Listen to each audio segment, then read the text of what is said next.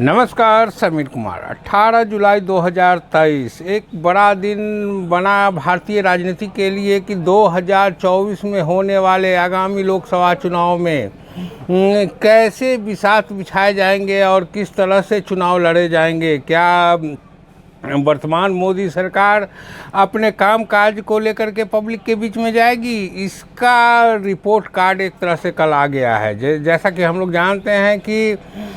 विपक्षी दलों ने पटना में एक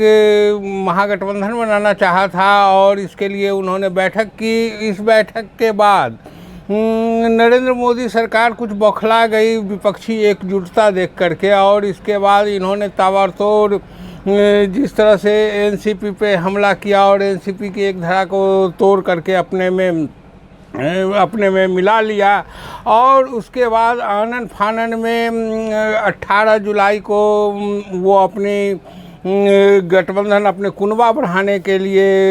एनडीए ऐसे पूर्व से भी था, लेकिन जैसा कि हम लोग जानते हैं कि 2019 के चुनाव में भारी बहुमत में आने के बाद नरेंद्र मोदी सरकार अपने सहयोगी दलों को भूल गया और खुद जहां जहां वो कमज़ोर था अपने सहयोगी दल को ही मतलब जिस डाल पे बैठा था उसी डाल को काट रहा था, जिसके कारण उनसे कई लोग, जैसे बिहार में नीतीश कुमार उनके मुख्य सहयोगी थे, लेकिन उनको अलग हो जाना पड़ा क्योंकि वो उनकी पार्टी को तोड़ खा जाना चाहती थी। और अभी वर्तमान में जिस तरह से हम लोग देखें कि महागठबंधन की बैठक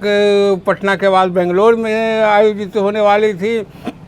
तो उसको देख करके वो जिस तरह से रामविलास पासवान के लोजपा को मतलब परिवार में ही टूट करके वो परिवारवादी पार्टी है और सिर्फ रामविलास पासवान के नाम पे चुनाव मैदान में जाती है, तो उन्होंने उनके भाई और भतीजे में जो ऐसी लड़ाई कि वो पार्टी तोड़ दी। और आज वो देखा कि पार्टी टूट जाने से हमको घाटा होगा, तो फिर दोनों को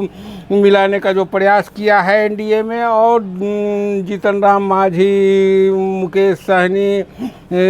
यूपी में राजभर और निषाद पार्टी, इन सभी को पार्टियों को मिला करके 40 ऐसे गठबंधन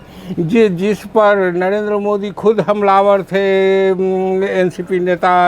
अजीत दादा पवार पर, उनको भी वो अब खुद में मिला लिए। और अब वैसे कुनबू मतलब जिस पर जैसे कर्नाटका में येदियुरप्पा पर वो खुद हमलावर थे, मतलब ऐसे लोगों के कुनबों को जिसको चोर कह रहे थे, उस चोरों के जमात को एक साथ ला करके अब वो पब्लिक के बीच में जाना चाहते हैं। यानी कि वो अपने 9 साल के क्रियाकलाप को लेकर के नहीं जाना चाहते हैं। और जिस तरह से विपक्षी महागठबंधन ने कल एकता दिखाते हुए 26 दलों का एक अलायंस बनाया है, और उस अलायंस का जिस तरह पहले ये लोग यूपीए बनाए थे उसका अब ख़त्म करके एक नया स्वरूप दिया है Indian national developmental inclusive alliance बनाया है। और अब ये लोग ऐसे प्रोग्राम के साथ माने लड़ने वाले हैं, और इन लोगों ने तय किया है कि हम लोग अब ऐसा प्रोग्राम बनाए जिस प्रोग्राम पर हम लोग वर्तमान राष्ट्रीय जनतांत्रिक गठबंधन राजग एनडीए को हम लोग हरा सके। और जैसा कि हम लोग देख रहे हैं कि वर्तमान नरेंद्र मोदी सरकार से जनता मतलब महंगाई के लेकर के सवाल करना चाहती है और ये जवाब नहीं देना चाहती है। मणिपुर में आग लगी हुई है, इस पर जवाब नहीं देना चाहती है। और जिस तरह से मध्य प्रदेश में वर्तमान गवर्नमेंट में कुछ देखे कि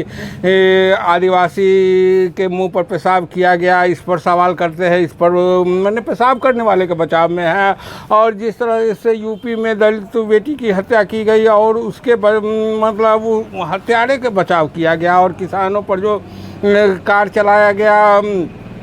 उस मंत्री के बेटे का बचाव किया गया, इससे इनका जुड़ाव आम पब्लिक से नहीं हो पाया है और ये 9 साल में अपने कुछ उद्योगपति मित्रों के लिए ही काम करने लगे हैं। इसलिए अब ये लोग अपने कामों को लेकर के जनता के बीच में नहीं जाना चाहते हैं और इन लोगों का मकसद अब सिर्फ और सिर्फ हो गया है कि किस तरह से फिर जातीय आधार पर समाज को तोड़े और इसीलिए जातिवादी गठबंधन मतलब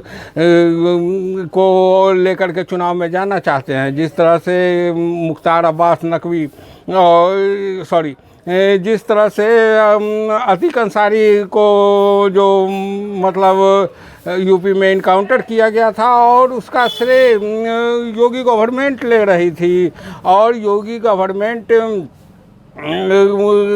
मतलब भाजपाई लोग कहते थे कि ये मतलब एक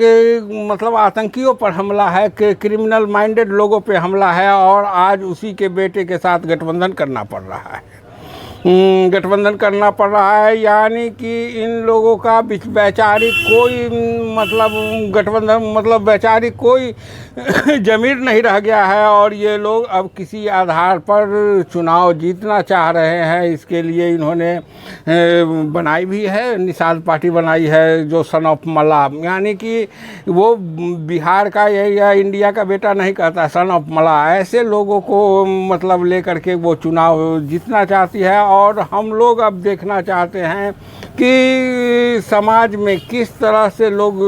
मतलब आज महंगाई से जो लड़ना है या बच्चों के रोज़गार के लिए लड़ना है, इस पर वोटिंग करते हैं या फिर जातीय गठबंधन में समाज को दो फाड़ करते